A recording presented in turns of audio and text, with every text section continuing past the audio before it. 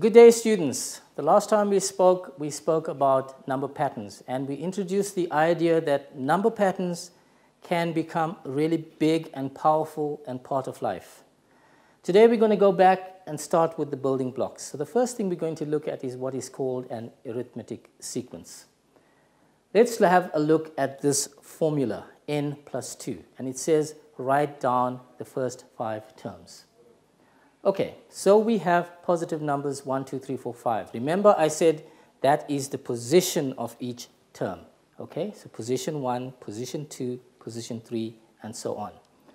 Okay, now when we talk about the sequence of terms, each term is for a particular position. So n equals 1. If I use the formula n plus 2, so the first one is going to be 3, 1 plus 2. The second one will be 2 plus 2, 4, and so on. Okay, so there we have a very simple idea of an arithmetic sequence. What is important here is that we are adding 2 to every term. Okay, let's look at another problem. How do we define this formula? We have a formula n plus 2, but we can write the formula in a different way. I can say this number is the previous number plus 2. Okay, so I could do something like that. All right, and we call that a recursive definition. A recursive definition means I look at the previous number and I've got to add the same amount. So whatever the previous number was, I add the same. Okay, and that we call a recursive definition. The problem with the recursive definition is I don't know what the first term was. I only know what the difference is, and I keep adding the same difference. All right. So, some terminology that we have to be up to speed with. You cannot do maths without knowing the correct words. Vocabulary is very important. So here we are talking about a sequence. A sequence is a number pattern. It's arithmetic. Arithmetic means I add or subtract. If the difference between consecutive terms, okay, consecutive terms, one term next to the next one. I'm not skipping from one term to term 4, all right? And if those differences are the same, then that is called an arithmetic sequence.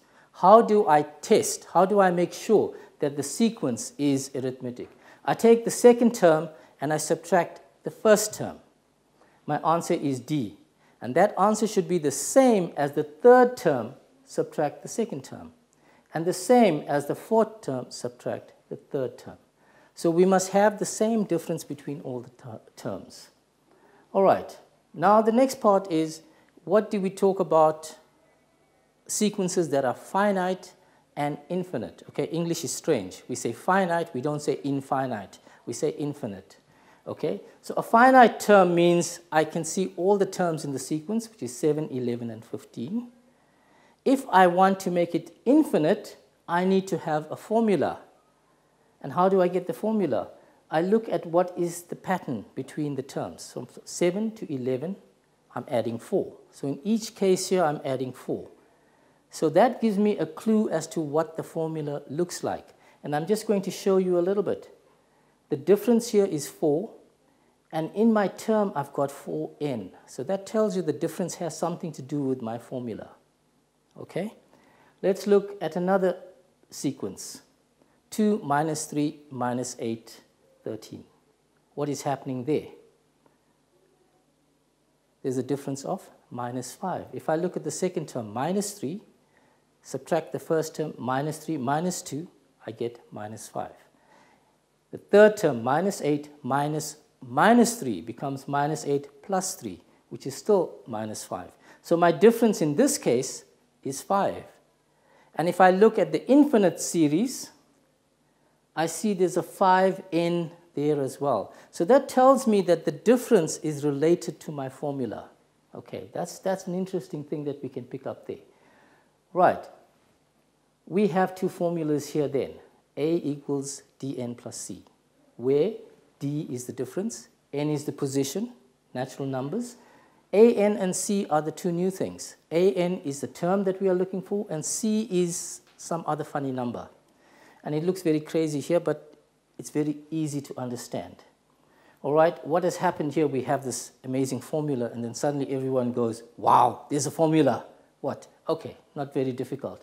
If C is A1 minus D, I put that in there. And when I do that, I get this. Okay, so nothing really crazy there to listen to, but this is where we learn to write formulas in a very easy way. And I'm going to explain this in a very simple way, and I hope you will remember it. If I look at a sequence 7, 11, 15, 19, I can see that I'm adding 4 each time. Okay? So what is my formula is going to be? My formula is going to be 4 times n. Whatever that difference is times n. That's the first part of my formula. Now, this second number, this plus 3, how did I get that? I take the first term and I subtract the difference. So 7 minus 4 is 3. So it's 4n plus 3. Okay? Remember that. So the difference times n plus the first term subtract the difference. And that is an easy way to find out the formula for these things. All right? Let's have a look at something else. Find a formula for the nth term. The nth term means a general formula whose common difference is 3 and the first term is 2. I can tell you now without going through the rest of the working. I said take the term, the difference is 3, so my formula is going to be 3n and 2 minus 3 should be 3n minus 1. Let's check that. A is equal to 2, an equals dn plus c is my formula. So I'm putting my first term 2, I'm putting d is the difference, n is 1, and I'm working out c is equal to minus 1. And putting all that together, I get my formula is 3n minus 1. Okay, so I don't need to do all this all the time. If I remember the first term is 2, the difference is 3, my formula is going to be 3n, the difference time n, 3n, plus the first term minus the difference. So 2 minus 3 is minus 1. And there's an easy way to work out the formula. All right. There's some more examples there. Let's look at this thing called the recursive definition. Okay? We use the previous term to work out what the next term is going to be. What we are talking about here is when I look at this definition. Now remember, this is not the formula. This is looking at the previous term and I'm adding something to it. So what am I doing with an arithmetic sequence? I have what is called a common difference. I'm adding the same number each time. So I take the previous term and I add what? That difference. So all I'm doing is I'm replacing that plus 1 with the actual difference d. So if my sequence was going from 3 every time, so I start from 3, plus 3 is 6, plus 3 is 9, then my difference here is going to be plus 3. Okay? All right. Find the 12th term of that sequence. Again, I can go through all the formula. All right? But looking at this here, 3 to 8, 8 to 13, there's a difference of 5. So my formula should look at 5n plus something. 5n, 3 minus 5 is minus 2. So it should be 5n minus 2. Think about that. I'm going to go through this again and just double check that we got that right. I am saying that the formula is going to be 5n minus 2. And we're going to work it out. Okay, so d is 5. A 12, that means the position of the 12th term, I don't know. I need to find that out. Okay, I know what the first term is, 3. I know the formula. And I put that all in together, and I get my answer is equal to 58. I can then say, what is the rule? The rule is, again, putting all that into the formula, into the equations, I get c is minus 2. So there's my formula, 5n minus 2.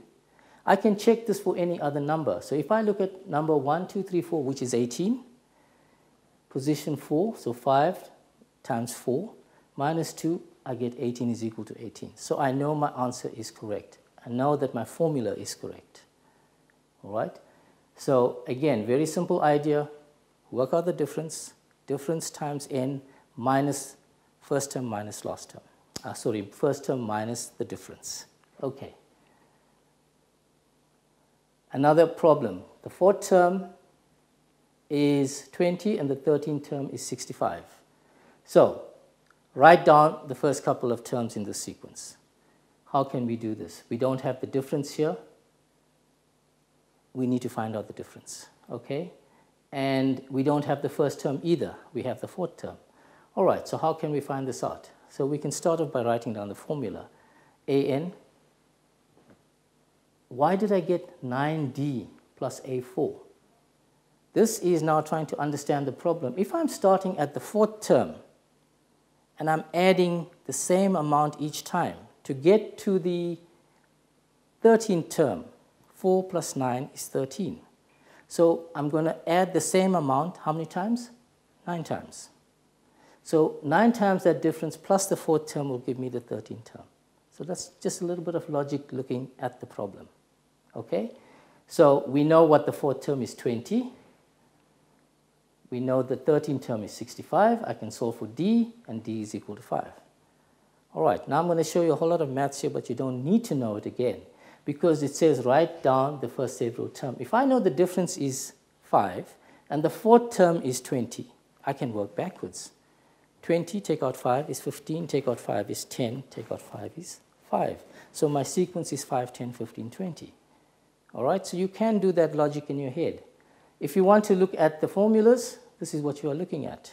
You can actually work through the formula and substitute all these values, work out that C is 0, and then work out your formula, 5n. So if n is 1, it's going to be 5. N is 2, it's going to be 10, 15, 20, so on. Okay? So while we have the formula there, sometimes you can just work these things out mentally. It's not always a train smash to go through the formulas with these things. Okay? I hope that just enlightens your vision a little bit. In time, be okay. So, if I am looking at something a little bit more complicated, there we have a problem that is written in real life, right? According to the National Education, teachers earn so much in 1990. The amount increases by this amount every year. That triggers a thought. Every year it is the same amount. That sounds like an arithmetic sequence, okay? And I can use that formula then. Find out what are the teacher's earnings after n years. So I can put those values down. It starts at 30,000, so that is my first term. Every year, that's the difference, is 1,472, and I can put that into the formula. Okay? Now, how much will teachers earn in year 2010? This is a little bit tricky one, because when we look here at the question said in 1990. But if we look down here, it says 1989. So if we go from 1989 to 2010, it's 21 years. So put in 21 into the formula and you can work out what they will be earning. So there's an application of arithmetic sequence in a real life situation. Nobody tells you that you need to use this formula. But if you are aware of maths, you can take a formula, you can take a normal problem, an everyday life problem, and you can work it out. Okay. Another similar type of example again, houses being sold for an average price. The average price increases again. There's a trick part of it. Approximately 9,700 per year. So every year the price is going up by the same amount. That again tells me arithmetic sequence. And I can put those values in and I can work out the question. Okay, so I'll leave that there. You guys can actually read through that and see what the answers come out to be. Okay, so for that explanation, the rest of it is fairly straightforward. All right. Another idea we have, which is called the arithmetic mean. Now, this is not part of the syllabus, but I put it in there because it just rounds up the whole thing.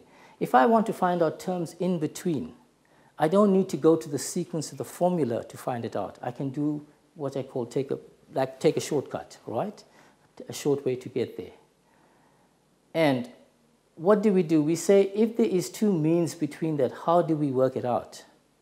We use the formula and we say, right, the third term, insert one arithmetic mean between 16 and 20. So I have two numbers, 16 and 20.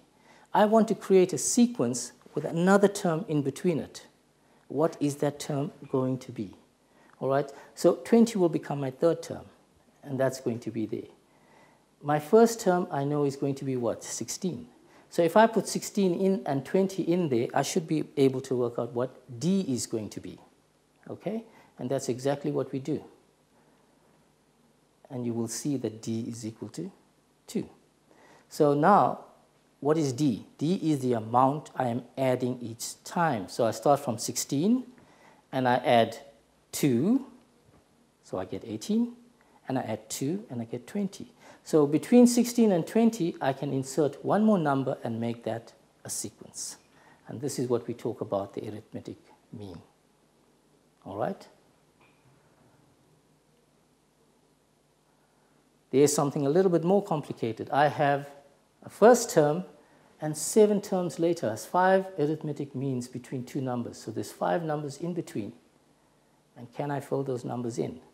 Now again, I can use the formula to find out AN, which is 7, A1, I can work out what D is. And once I know what D is, I can just add D to every term. So there's nothing too complicated to that. So D here is minus 0.4. So 4.9 minus 0.4, 4.5.